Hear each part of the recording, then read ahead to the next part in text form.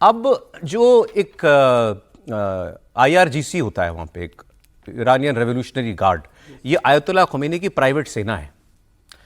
उसके पूर्व चीफ जो स्पीकर हैं वहां की पार्लियामेंट के, उन्होंने बयान दिया कि अगर अमेरिका ने हमला किया तो इस पूरे इलाके में अमेरिका के जितने बेस हैं और इजराइल को वो कहते हैं ऑक्यूपाइड टेरिटरी, ये सब लेजिटिमेट टारगेट हैं और हम इंतजार नहीं करेंगे हम पर हमला होने का। हमें अगर आभास हो गया तो हम प्रीएम्प्टिव स्ट्राइक करेंगे। सुना दीजिए। अभी आपने एक मैप चलाया था ना, वो मैप चला दीजिएगा जरा। जी कह रहे हैं ना बेसिस पर हमला करेंगे त्रिपाठी जी। ईरान के इर्द गिर्द ये हैं 7 बेसिस अमेरिका के अंदर। इराक में 2 बेस हैं इनके, सीरिया में 1 बेस है, कुवैत में 1 बेस है, बहरीन में 1 बेस है, यूएई में 1 बेस है, और दुनिया में सबसे बड़ा अमेरिका का बेस अगर कहीं है बाहर यूएसए के तो वो कतर में है, अल उदैद एयरबेस, जिस पर पिछली बार ईरान ने एक वैसे ही बस दिखाने के लिए एक मिसाइल मारी थी। हाँ, अब वो कह रहा है कि अब हम फिर तैयारी के साथ चलेंगे। त्रिपाठी जी, तख्ता पलट या जंग? देखिए, मुझे लगता है कि अब अमेरिका और ईरान में जंग के अलावा कोई रास्ता बचा नहीं। वहां के लोग अगर इतनी मात्रा में सड़कों पर निकले हैं कि उनकी सड़कें भर गई हैं, और उसके बाद आप कह रहे हैं कि नहीं ये तो मुट्ठी भर लोग हैं या कुछ लोग हैं। हर्षवर्धन जी, आपकी इच्छा है या विश्लेषण है? नहीं, विश्लेषण और इच्छा दोनों है। अच्छा, क्योंकि इसको आप समझिए, मैं बार बार कहता हूं कि दुनिया में कहीं जंग नहीं होनी चाहिए, लेकिन ट्रंप का भी दिमाग ठीक होना जरूरी है, खामेनेई का भी दिमाग ठीक होना जरूरी है।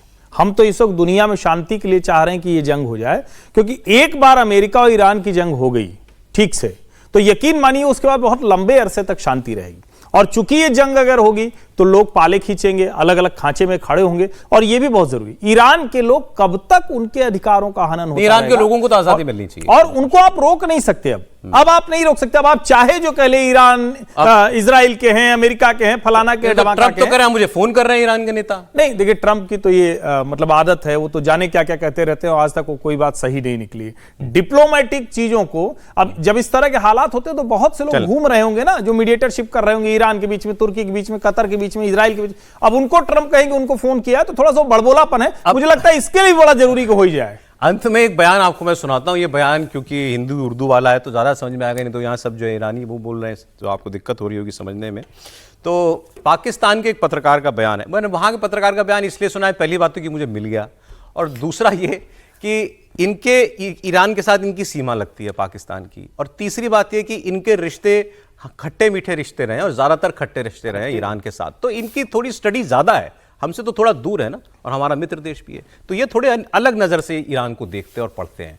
तो वहाँ पाकिस्तान का एक पत्रकार कह रहा है कि ये जुलूस निकाल के अगर तुम्हें लगता है कि तुम अयतुल्लाह को झुका लोगे तो इससे बड़ा मुगालता नहीं हो सकता। और इसके आगे ये कहते हैं कि जो लोग एक रात में 51,000 लोगों को फांसी दे सकते हैं और जिसकी प्राइवेट सेना है अयतुल्लाह की, उसको तुम कैसे झुकाओगे? प्रदर्शन से तो नहीं झुका सकते। मतलब अमेरिका का दखल होना जरूरी है। सर, एक शॉर्ट कमेंट बस। देखिए, अमेरिका का दखल तो इसमें शामिल ही है। जनता वहाँ पर है, प्रदर्शन कर रही है, और हम लोग लगातार बात कर रहे हैं कि जनता के प्रदर्शन के आगे सरकार को कोई ना कोई रास्ता निकालना ही पड़ेगा। और इस बात में भी मैं बहुत गलत नहीं समझ रहा कि ट्रंप को बात नहीं हो रही, क्योंकि प्रेसिडेंट जो ऑफिशियल बयान दे रहे हैं वो अलग चीज़ होती है, डील करने के लिए दूसरी नेगोशिएशंस भी चलते रहते हैं, क्योंकि ईरान को भी पता है कि ये प्रदर्शन किसी हद तक बढ़ गया जिसको रोकना मुश्किल काम है। लेकिन ट्रंप साहब अभी जंग करेंगे तुरंत ईरान के साथ, ऐसा नहीं है। अभी उनके पास बहुत सारे अभी बॉक्सेस रखे हुए हैं जिनको चेक, और अभी ना ही अचानक होने जा रहा है। हाँ, ये अचानक